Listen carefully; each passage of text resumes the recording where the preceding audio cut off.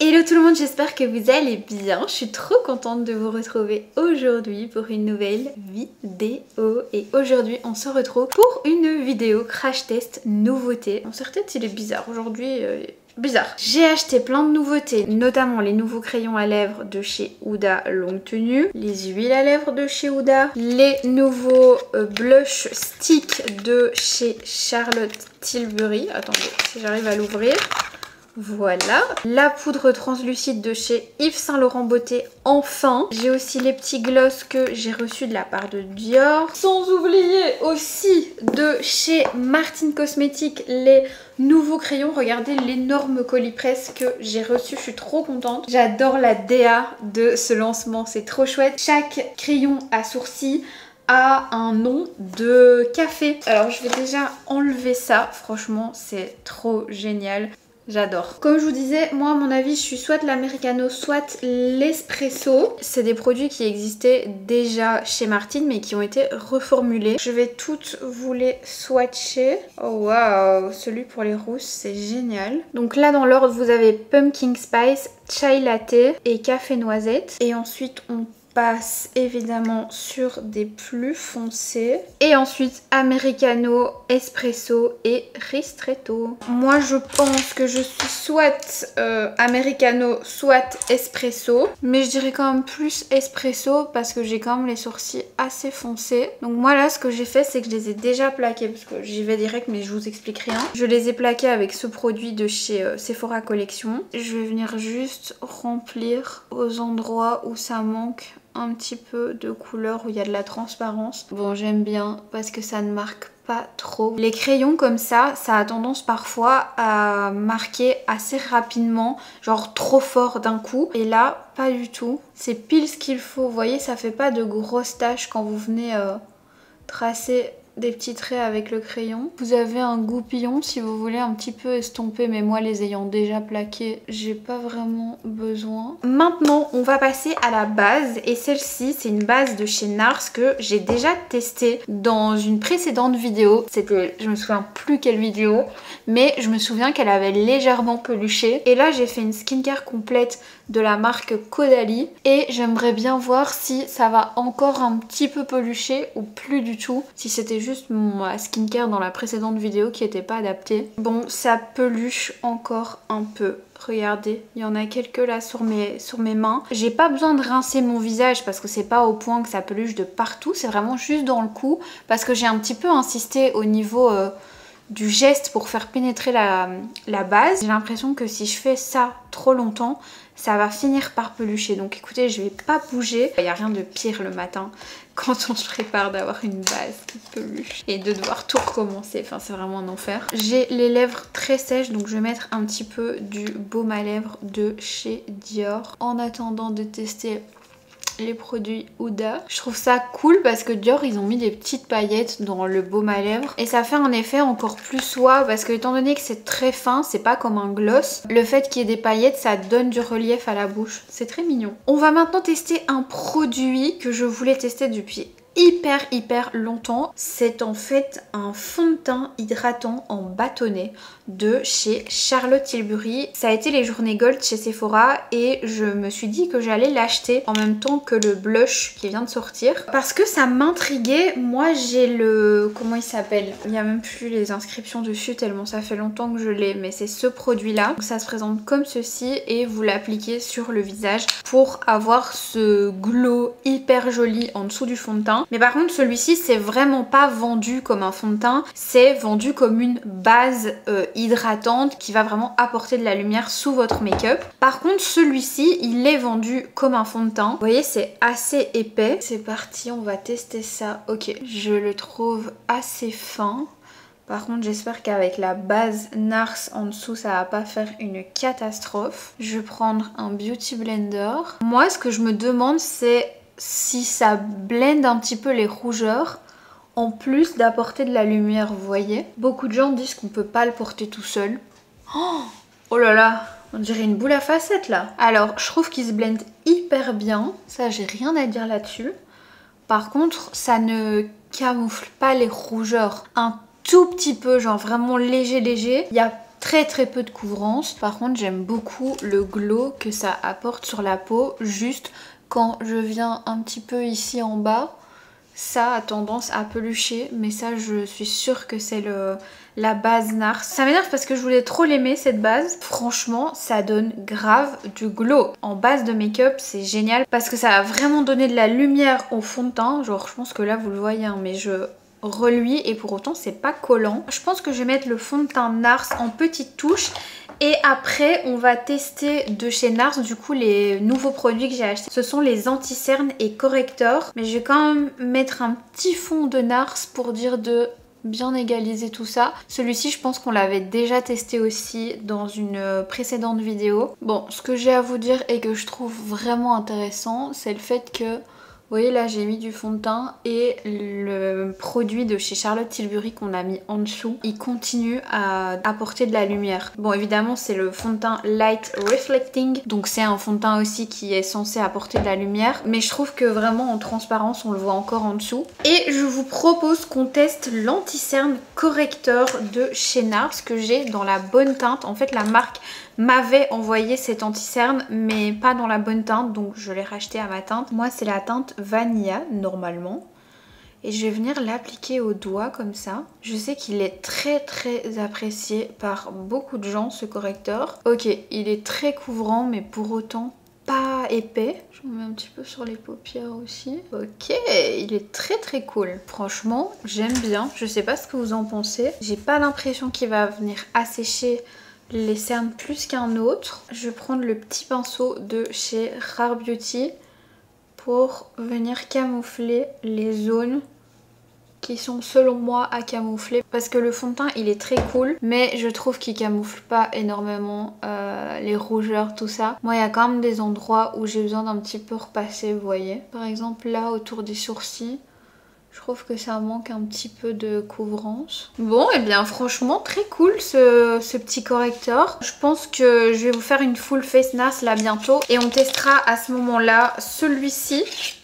L'anti-cerne parce que le vrai entre guillemets anti-cerne, puisque ça c'est considéré comme un correcteur. Franchement il est cool pour venir corriger comme ça les petites imperfections et avoir un effet un petit peu plus couvrant que le fond de teint. C'est parfait. On va maintenant passer au blush Charlotte Tilbury et sachez que j'ai longtemps hésité avant de choisir la teinte que j'avais envie de tester. Et j'ai finalement opté pour une des plus punch qui existait dans la gamme. Je trouve ces teintes trop belles. En fait, j'ai vu une blonde sur le site de Charlotte Tilbury la porter et j'ai complètement craqué. En fait, elle avait un espèce de look, j'ai envie de dire sunset, qui passait vraiment presque près du nez. C'était canon. Moi je vais tester comme ça à même la peau. Oh là là là là, je vais pas en mettre de trop parce que je peux faire une dinguerie. Je vais prendre un petit pinceau et je vais venir estomper. Alors faut pas trop traîner avant d'estomper parce que je me rends compte que là c'était déjà en train de sécher en même pas une minute. Ça s'estompe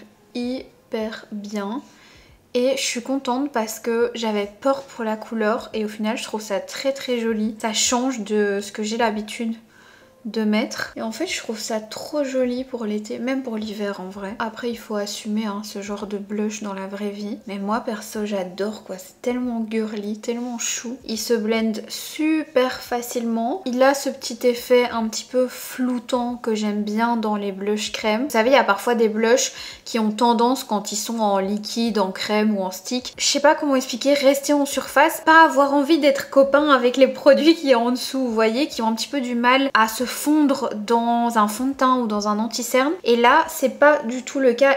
Vous pouvez en rajouter, vous voyez, pour plus d'intensité. Et pour autant, ça continue à vraiment bien se fondre. J'aime beaucoup. Et comme d'habitude, j'ai fait une blush blindness. Par contre, je vais pas mettre de bronzer crème parce que je vais mettre le bronzer de chez NARS, le Laguna, que j'ai racheté. Si vous avez suivi les aventures, il est tombé en direct. Alors attendez, non celui-ci c'est bon. Mais celui-ci était tombé en direct d'un unboxing que j'avais fait sur Instagram. Et donc je l'ai racheté parce qu'il était complètement cassé. Donc comme je vais mettre celui-là, je vais pas mettre de bronzer crème parce qu'il est quand même assez voyant. Ça risque de faire un petit peu too much si je mets du crème plus celui-là. On va maintenant passer à la poudre de chez Yves Saint Laurent Beauty. Je vais enfin pouvoir tester cette fameuse poudre dans la teinte translucide. La marque m'a envoyé la teinte bleue et la teinte rose aussi. La teinte rose, c'est pour venir vraiment illuminer les cernes. Donc écoutez, je pense que la rose, on va la tester. Je ne l'ai pas encore ouverte celle-ci. Je me dis que ça peut être sympa pour mettre juste sous les yeux. Ah ouais, elle est quand même vachement rose. Voilà ce que ça donne. Franchement, la poudre Yves Saint Laurent, elle est géniale. J'ai rien à dire. Elle est tellement fine. Ils ont vraiment bien fait ça. Elle marque pas. Elle me fait vraiment penser à la Laura Mercier. Difficile pour moi de dire ça parce que vous savez que j'adore la Laura Mercier. C'est vraiment ma poudre libre préférée, mais pour le coup celle-ci elle est ultra fine. De ce côté-ci j'ai mis la teinte rose et vous savez quoi, je vais tester la teinte translucide de l'autre côté, voir si ça illumine vraiment mon regard ou si pour moi c'est mieux la blanche toute simple, la transparente. Moi au tout début j'avais pris la teinte 02 mais elle était trop jaune pour moi, j'étais dégoûtée. Ici la teinte translucide et ici la teinte rose. Est-ce que vous voyez une différence? J'ai l'impression que c'est vraiment la même chose. Mis à part que la translucide, elle a évidemment un petit peu blanchi mon blush rose. Et la teinte rose, elle l'a moins estompé. Mais à part ça, sur la cerne, je vois pas grand chose de différent quoi. Je viens remettre un petit peu de rose là pour équilibrer. Et un petit peu de blanc là. Je vais venir poudrer le reste de mon visage avec la translucide. J'ai pas envie de mettre de la rose partout. De toute façon, je crois pas que c'est fait pour. Si vous cherchez une bonne poudre fixatrice, vous allez l'adorer, peu importe votre type de peau. Elle est géniale. Et voilà, on est bon. Moi, j'aime vraiment bien tout matifier, tout venir fixer avec une poudre comme ça, bien fine, que je trouve que ça tient beaucoup mieux. Et aussi j'ai remarqué, mais peut-être que c'est moi qui suis folle, quand je porte du maquillage sans le poudrer et surtout quand il fait chaud, j'ai l'impression que ma peau me fait des boutons. S'il y a des dermatologues ou des maquilleurs, ou enfin j'en sais rien, quelqu'un qui a la réponse en commentaire, dites-moi parce que j'ai vraiment remarqué ça au fur et à mesure des années. Dès que je ne poudre pas mon teint et que je me balade, que je fais ma vie voilà dehors etc. avec uniquement des produits crème que je n'ai pas poudré, je peux être sûre que le lendemain j'ai des boutons sur le visage. C'est vraiment bizarre mais j'ai déjà fait l'expérience plein de fois et à chaque fois vraiment ça me fait des boutons le soir ou le lendemain. J'ai l'impression que quand je ne poudre pas avec une bonne poudre, c'est comme si ma peau n'avait pas cette barrière de protection pour venir vraiment sceller le fond de teint, l'anti-cerne, le bronzer crème, le blush crème, etc. Et que du coup toutes ces matières crème rentraient dans ma peau et que c'est à cause de ça que ça forme des boutons. Mais peut-être que je me trompe. Je sais, c'est trop bizarre, mais je vous jure que j'ai ça à chaque fois que je ne poudre pas mon teint. Et d'ailleurs, le soir, quand je me démaquille, j'ai encore beaucoup de maquillage sur la peau. Il y a presque rien qui est parti. Parce que moi, j'entends souvent qu'on me dit, oui, mes produits ne tiennent pas, ils disparaissent le soir, j'ai quasiment plus rien. C'est que vous ne poudrez pas assez, mes girls. Vraiment, j'en suis sûre que c'est la raison numéro 1. Vous devez absolument passer partout sur votre visage avec une bonne poudre fixatrice. J'ai mis mon bronzer hors caméra, donc le NARS que j'ai racheté une seconde fois. Ça c'est vraiment devenu un de mes bronzers préférés. Je trouve la teinte super jolie et très facile à estomper. Je vais venir reprendre mon petit pinceau sans en remettre dessus pour venir juste rehausser la couleur qui a été un petit peu perdue avec la poudre. Allez, je vais en rajouter un tout petit peu, comme ça me permet de vous dire si ça fait des traces par dessus la poudre, parce que là j'ai vraiment mis beaucoup de poudre et écoutez, non, ça a l'air d'aller, hein, ça fait pas de taches. Yay! Pour le mascara, je vous propose qu'on reteste ceux de chez Martine, parce que ça fait hyper longtemps qu'ils sont là dans mon tiroir, ça fait peut-être genre 4-5 mois. Je me suis dit que ça pouvait être cool de les ressortir étant donné qu'ils ont réouvert le site internet et sorti la gamme à sourcils. Et en plus il y a un primer dans la gamme Martine, donc écoutez, ça tombe bien. Ah!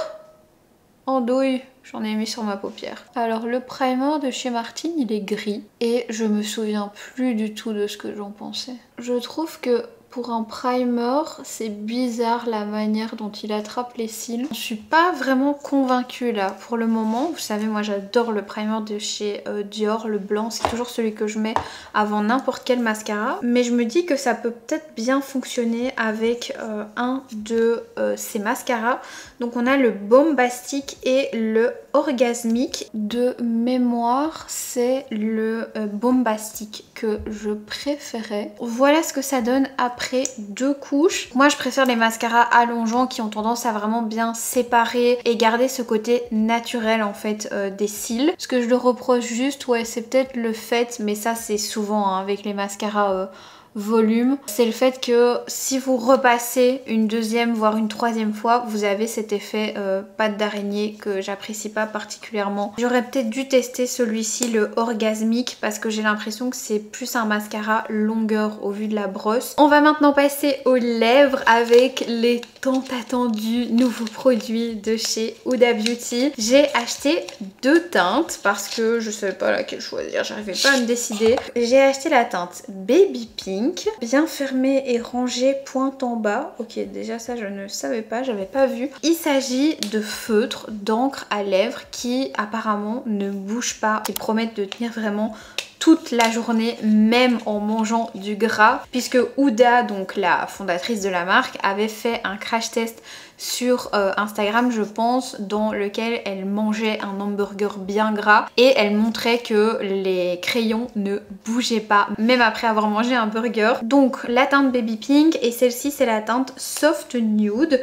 Je vais vous les swatcher sur ma main, j'ai un peu loupé mon swatch. Voilà les 2 teintes, donc ici Soft Nude et ici Baby Pink. Et écoutez, on va tester ça, j'ai hâte de voir ce que ça donne parce que c'est vrai que des crayons à lèvres qui tiennent toute la journée, c'est le rêve. Moi c'est vraiment mon problème numéro 1 dans le make-up et je pense le problème de beaucoup de gens, c'est que quand j'ai du crayon à lèvres et que je mange, je peux pas m'empêcher, même si c'est un petit truc genre par exemple un petit morceau de pain, un pain au chocolat, un croissant, enfin peu importe, je peux pas m'empêcher d'enlever mon crayon et de le remettre correctement parce qu'il y a toujours, j'ai l'impression, de la nourriture qui reste coincée sur le crayon à lèvres qui est quand même un petit peu gras et il y a quand même un effet matière et donc bah quand j'enlève la nourriture que j'ai sur la bouche, évidemment le crayon part avec. Ici apparemment c'est pas le cas, donc écoutez, je ferai un crash test, je vais vraiment penser ce soir quand je mangerai à vous filmer après, voir si ça a bougé. Avec ce genre de feutre il faut quand même aller assez rapidement parce que ça sèche, donc j'espère que je vais y arriver. Maintenant on va faire le haut, je sais pas pourquoi je le secoue, il n'y a pas du tout de billes. C'est vraiment bien fait de pas prendre plus foncé parce que déjà là je trouve ça très foncé. Honnêtement je mets rarement des teintes aussi foncées. Ok, je crois que je me suis pas trop mal débrouillée. Juste là sur le côté, il y a peut-être un petit problème. Mais écoutez, c'est pas grave, je vais régler ça avec un petit peu d'anti-cerne. Dans le centre, on va mettre le rose. Donc ça va être plus facile. Voilà ce que ça donne. Comme ça, franchement, c'est affreux. Parce qu'en plus, j'ai rien blendé. C'est pas très net. Le fait que ce soit un crayon encre comme ça, je trouve que ça se voit beaucoup plus quand c'est pas net. Voilà ce que ça donne avec un peu d'anti-cerne. Je vous avoue que le Baby Pink sur ma main versus sur ma lèvre, ça n'a rien à voir. Genre c'est assez foncé sur mes lèvres. C'est pour ça qu'on va venir appliquer une petite huile à lèvres. Donc c'est aussi une nouveauté de chez Huda. Apparemment c'est ça qui change tout et qui fait en sorte que ce soit vraiment joli. Voilà comment ça se présente, avec le même embout que les gloss. Et celle-ci c'est la teinte Peach, elle est ici mais pareil on voit pas très bien. Dans le tube ça ressemble à ça. Donc là je pense que la rose ce sera la plus adaptée. C'est vraiment choquant de ne pas avoir de marque du crayon qui est en dessous sur l'applicateur par contre. On va faire le test avec mon essuie, d'essayer d'enlever l'huile à lèvres et voir si le crayon s'enlève. Ok, ça n'a pas bougé. Je vous avoue que j'aime pas trop. C'est pas du tout le genre de couleur que j'ai l'habitude de mettre sur mes lèvres. Et je trouve que vraiment le Baby Pink, il ressemble pas du tout à la couleur que vous avez sur le feutre quoi. Ça n'a rien à voir. Regardez l'intérieur de mes lèvres. Moi je m'attendais vraiment à avoir une couleur comme ça, très mignonne et douce, en fait comme j'avais là sur ma main, mais pas du tout. Et pareil, vous voyez le contour de mes lèvres, ça n'a rien à voir avec ce que vous avez là, ni sur ma main d'ailleurs. Vous voyez, c'est vraiment des couleurs différentes. Je trouve ça trop foncé pour moi, c'est too much. J'ai essayé d'enlever le rose au centre un maximum et je pense que je préfère déjà comme ça. Je vais de nouveau mettre la lip oil. Vous voyez là, c'est déjà plus joli je trouve. Maintenant je vous dirai après avoir mangé ce que ça donnera. Bon, comme vous le voyez sur les images, j'ai fait le test au soir. J'ai mangé un gros plat de pâtes et j'étais vraiment déçue. En fait, le crayon s'était estompé et il y avait carrément des endroits sur les lèvres où il n'y en avait plus. Donc impossible de rester comme ça toute la journée. Selon moi, c'est des produits qui tiennent beaucoup mieux que la moyenne, mais pas assez pour dire de faire 3 repas dans la journée et que ça ne bouge pas. Puisque moi, après un repas, c'était déjà out quoi, c'était déjà flingué. Voilà. On va terminer avec une brume de chez NARS, c'est la brume fixante Light Reflecting. Et pour le coup, celle-ci, je l'adore. Je l'ai testé 2 jours d'affilée avec exactement le même make-up, donc mon make-up basique que je fais tous les jours, et je trouvais vraiment qu'il y avait une différence entre les 2 jours, le jour où je l'ai appliqué et le jour où je l'ai pas appliqué. C'est vrai que j'avais préparé aussi la Hyper Finish, la poudre compacte pour les petites finitions. Je trouve ça sympa pour venir redonner un petit coup de propre au teint. Si jamais vous voulez acheter le duo, vous n'allez vraiment pas être déçus. Ces deux-là, vraiment super. Et bien voilà, je pense que c'est la fin de cette vidéo. J'espère que ça vous aura plu. Il n'y avait pas que des nouveautés, il y avait des produits dont je vous avais déjà parlé. Mais écoutez, c'est pas très grave, j'espère que ça vous dérange pas. Ça me permet au moins de vous donner peut-être un deuxième avis par rapport à des produits dont je vous ai déjà parlé. Et je me dis que tout le temps parler de nouveautés, ça sert à rien non plus. Le but c'est pas de vous faire acheter 4 fonds de teint en un mois. N'hésitez pas à liker cette vidéo si elle vous a plu et à me laisser un petit commentaire, ça me fait toujours très plaisir. Tous les liens des produits sont dans la barre d'infos comme d'habitude. Merci à celles qui passent par ces liens, ça me fait toujours très plaisir. Je vous fais des très gros bisous, moi, et je vous dis à très bientôt pour une prochaine vidéo. Ciao!